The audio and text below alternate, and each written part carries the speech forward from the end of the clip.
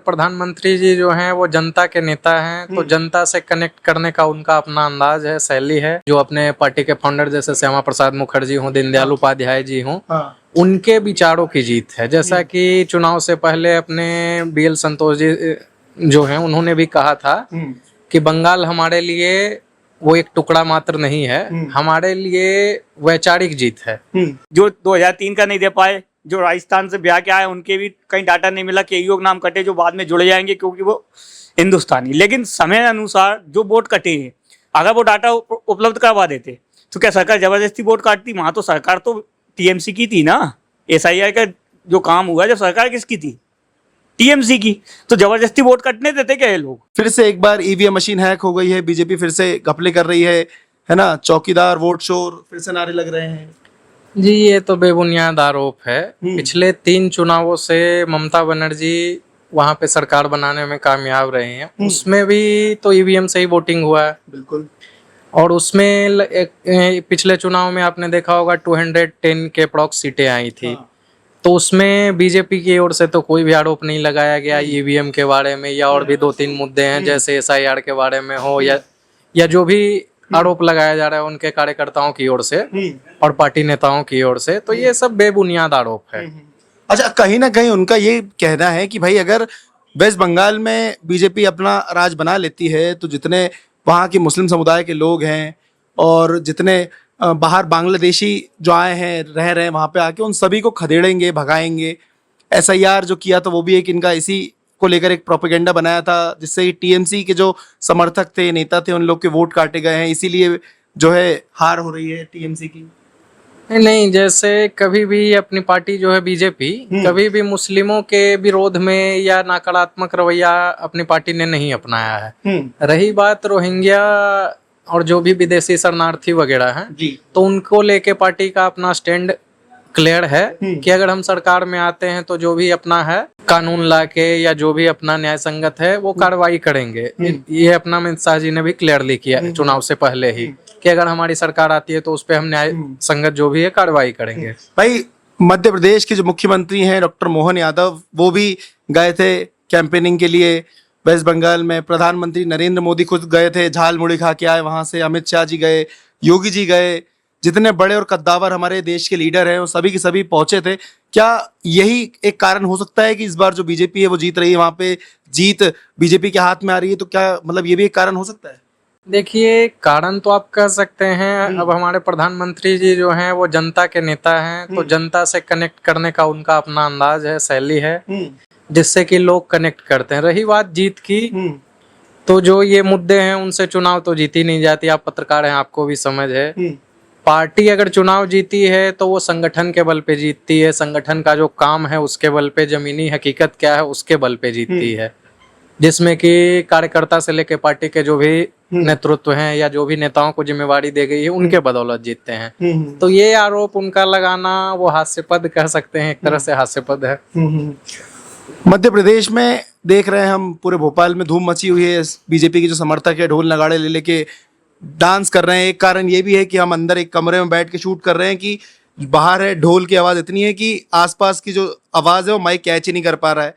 क्या कहेंगे? इतनी खुशी है, मतलब बिहार इलेक्शन से कहीं ज्यादा हम यहाँ पे देख रहे हैं कि भीड़ भाड़ है, कहीं ज्यादा धूम मची, क्योंकि बिहार इलेक्शन का जो जब रिजल्ट आया था तब भी हमने कवर किया था, बंगाल का आया तब भी हम आए हैं।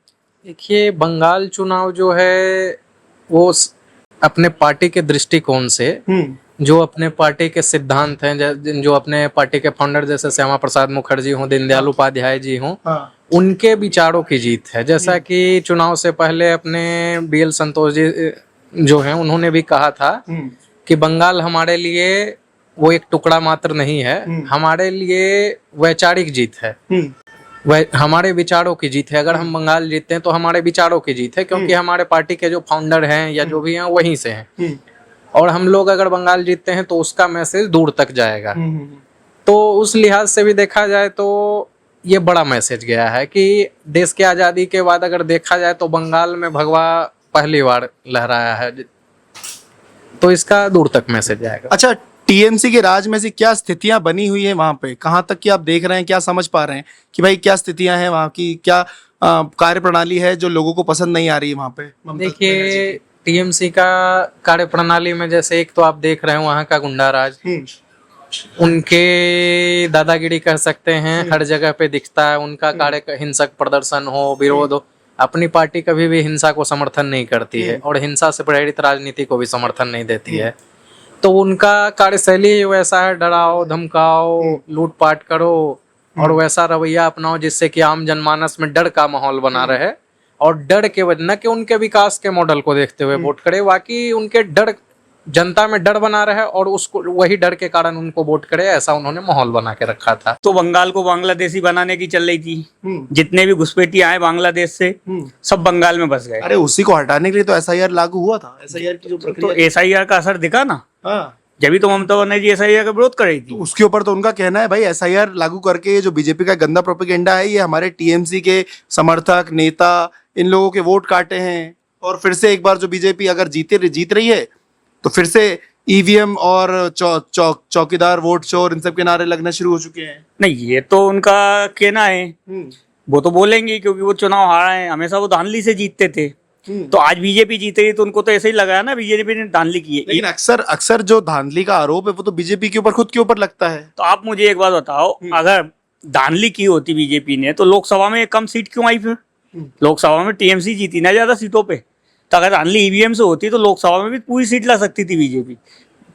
ईवीएम एक नहीं है, ईवीएम में कुछ नहीं है, ये तो जनता का चुनाव था। जनता ने बीजेपी पर विश्वास किया क्योंकि जनता भी त्रस्त हो चुकी थी, क्योंकि बंगाल में इतने बांग्लादेशी घुसपैठी हो गए थे एसआईआर से, जो उनके वोट कटे। वो प्रूफ देते ना 2005 के पहले का, 2003 के पहले का, वो हिंदुस्तानी थे तो थे ही नहीं। प्रूफ कहाँ से देंगे? जब प्रूफ नहीं देंगे वोट कटेगा ही। देखिए हम मध्य प्रदेश में बैठे हैं, लेकिन वेस्ट बंगाल की सिचुएशन क्या है उसको हम इतने कॉन्फिडेंटली कैसे कह सकते कि नहीं भाई वहां पे सिर्फ बांग्लादेशियों का ही राज था, बांग्लादेशियों को घुसपैठ करा रही थी ममता बनर्जी। तो एक बात बताइए आप, बंगाल में अभी सर्वाधिक आबादी किसकी है? किसकी, आप बताइए। बंगाल में सर्वाधिक आबादी हिंदू मुसलमानों में किसकी है? वो टीएमसी जो जीतती आ रही है चुनाव, वो इसी से जीतती आ रही है। आज पब्लिक समझ गई है कि टीएमसी को जिताना है मतलब अपने बंगाल को बांग्लादेशी बनाना है। क्योंकि बंगाल को बांग्लादेश इसलिए क्योंकि बंगाल में बांग्लादेशी ही सबसे ज्यादा घुसपैठिया आए, कोई से भी धंधे से आए, यहीं बस गए, वो जाने का नाम ही नहीं लेते थे। अब एसआईआर में वोट उनके कटने का कारण, अगर आप वाकई में हिंदुस्तानी थे, आप जन्म से यहाँ रहे हो, तो आप 2003 का सत्यापन करते ना। जबरदस्ती तो नाम काटा नहीं किसी का, जिसका डाटा नहीं मिला उसी का नाम कटा ना। अपने मध्य प्रदेश में भी कई लोगों के नाम कटे जो 2003 का नहीं दे पाए, जो राजस्थान से ब्याह के आए उनके भी कहीं डाटा नहीं मिला, कई लोग नाम कटे जो बाद में जुड़ जाएंगे क्योंकि वो हिंदुस्तानी। लेकिन समय अनुसार जो वोट कटे हैं, अगर वो डाटा उपलब्ध करवा देते तो क्या सरकार जबरदस्ती वोट काटती? वहां तो सरकार तो टीएमसी की थी ना। एसआईआर का जो काम हुआ जब सरकार किसकी थी?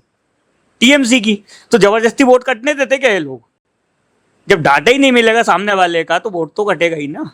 भाई डेटा नहीं मिला, वोट कट गए, ठीक है, इलेक्शन की जो इलेक्टोरल लिस्ट होती है उसमें से नाम हट गया, तमाम मुद्दे उठते हैं हर जगह पर। भाई बीजेपी को टारगेट करते हैं। अभी जब इलेक्शन हो रहे थे उसमें भी हमने कई सारी वीडियोस हमारे सामने आई जिसमें जो ईवीएम मशीन थी उसके ऊपर जहां भाजपा का कमल लगा था उसके ऊपर टेप चिपका दिए। भाई टेप चिपका दिए फिर भी जीत गई, इसके ऊपर शक नहीं होगा? नहीं तो टेप चिपकाया किसने? बीजेपी वाला तो टेप चिपकाएगा नहीं, क्योंकि बीजेपी का बटन दबेगा अभी तो बीजेपी को वोट मिलेंगे ना। नहीं, उनका तो कहना है भाई हम नोटा दबाएं, टीएमसी दबाएं या कांग्रेस दबाएं, वोट तो सिर्फ बीजेपी पड़ रहा है। ये तो देखो, एक बार बताओ, जब मध्य प्रदेश में बीजेपी की सरकार आई थी 2023 में आई थी, जब भी माननीय दिग्विजय सिंह जी ने और भी कांग्रेस नेताओं ने ये आरोप लगाया था ईवीएम का, क्या निकला उसका? कुछ नहीं निकला।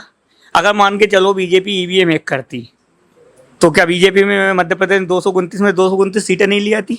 लोकसभा में नहीं 400 सीटें। देखिए अगर 229 में से 229 सीटें आती तब तो 110% था जो कि लगा होता। जब मानते ना ईवीएम हैक की गई। अब एक बार बताओ, तुमने जिस क्षेत्र में तुम्हारा वर्चस्व था तुमने चुनाव जीता, बीजेपी ने अपनी सीट जीती, तो इसमें ईवीएम को दोष देने की क्या गलती? आज मान के चलो टीएमसी तृणमूल कांग्रेस वहां पे इल्जाम लगा रही है बीजेपी पे कि बीजेपी ने ईवीएम की मशीन को हैक किया, कि भले कांग्रेस का दबाव या किसी का भी दबाव वोट बीजेपी को जाएगा। तो एक बार बताओ, अगर ऐसा होता तो अभी जो 192 सीटों पे बीजेपी आगे चल रही है, तो क्या पूरी सीटों पे आगे नहीं चल सकती थी क्या? क्योंकि जहाँ टीएमसी को वोट मिला वहां वो आगे है। जहाँ जनता ने बीजेपी को पसंद किया, यूपी में कितनी सीट जीते थे पिछली बार, इस बार कम जीते ना। अगर बीजेपी ईवीएम हैक करती तो क्या ये संख्या घटने की जगह बढ़ती ना। अच्छा, उनको मतलब जो टीएमसी के जो समर्थक है, टीएमसी की जो सुप्रीमो है ममता बनर्जी, उन सभी का कहना है। मेरा 1983 का डेट ऑफ बर्थ है, मैंने पूरा डाटा दिया तो मेरा नाम तो एसआईआर से हटा ही नहीं ना। आज मैं डाटा नहीं दे पाता तो मेरा नाम भी हटता। जब अपन चीज उपलब्ध करवाएंगे तो बीजेपी कोई भगाने के लिए थोड़ी आई है। बीजेपी तो बंगाल में विकास करने के लिए आई है, वो किसी को भगाएगी थोड़ी। आप अपनी चीजें उपलब्ध करवाओ। एसआईआर तो पूरे इंडिया में चल रही है, कोई बंगाल अकेले में तो हुआ नहीं है। तो एसआईआर के ऊपर भी तो उन्होंने सवाल उठाए थे ना। वो तो जिस दिन से एसआईआर लागू हुई है उस दिन से टीएमसी एसआईआर का विरोध कर रही है। कांग्रेस ने एसआईआर का विरोध किया कि नहीं किया? तो एक बार बताओ, एसआईआर से क्या फर्क पड़ा? एसआईआर से बस इतना ही फर्क पड़ा ना कि जो अपना डाटा नहीं दे पाया उनके वोट कट गए। तो वो कौन लोग थे जिनका डाटा उपलब्ध नहीं था? सब समझ ये पब्लिक भी, जिनका डाटा उपलब्ध नहीं था बांग्लादेश में, वो लोग कहाँ के थे? तो अब उनकी वोट बैंक कटी तो उनको तो मिर्ची लगेगी ना। अच्छा, एक आखिरी सवाल मेरा, अभी जो चुनाव का निर्णय है वो पूरी तरीके से आना बाकी है, क्या लग रहा है कितनी सीट पर जो बीजेपी है वो अपना कब्जा कर पाएगी? कितनी सीट बीजेपी के पक्ष में आने वाली है? देखो 4 बजे तक जहां तक नतीजों का रुझान है उस हिसाब से उम्मीद ये है कि बीजेपी 200 के ऊपर पहुंचेगी। 200 के ऊपर पहुंचेगी बीजेपी 200 के ऊपर पक्का। तो जैसे कि देखा आपने, जो मध्य प्रदेश और राजधानी भोपाल के रहवासी हैं उनका कहना है कि बीजेपी 200 के पार पहुंचेगी शाम 4 बजे तक। अब इनके इस बयान पे और टीएमसी का जो राज चल रहा था वेस्ट बंगाल पे, उस पे आपका क्या कहना है कमेंट में जरूर बताएं। और नए अपडेट्स के लिए यूं ही बने रहे खबर इंडिया के साथ। जय हिंद, वंदे मातरम।